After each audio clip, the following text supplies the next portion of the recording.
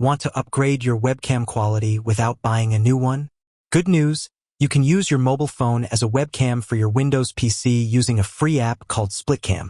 Whether you're attending meetings, streaming, or recording videos, this setup gives you way better image quality using the phone camera you already have. In this video, I'll walk you through the full setup step by step. Before we start, make sure to like this video and hit the subscribe button so you don't miss more easy tech tutorials like this. Alright, let's jump in. Step 1. Install SplitCam on your PC. Go to splitcam.com and click Download. Once it downloads, install and open SplitCam. It acts like a virtual webcam, letting you stream or connect your phone camera to apps like Zoom, OBS, or Google Meet. Now leave that open, we'll come back to it. Step 2. Install a camera app on your phone. To send your phone camera feed to SplitCam, you'll need a mobile app like DroidCam, IVCam, or IP Webcam depending on your device. For this tutorial, let's use DroidCam. Works on both Android and iPhone. Go to the Play Store or App Store, search DroidCam, and install it. Open it, and you'll see an IP address and port number on your phone screen. Step 3.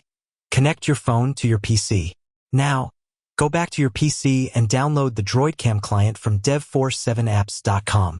Install it and open the client. Enter the IP address and port number from your phone. Make sure your phone and PC are connected to the same Wi-Fi network. Then click Start. You should now see your phone camera feed on your PC. Step 4. Link it to SplitCam. Back in SplitCam, click the plus icon or Add Video Source, then choose IP Camera Stream or Window Capture, depending on the camera app you used.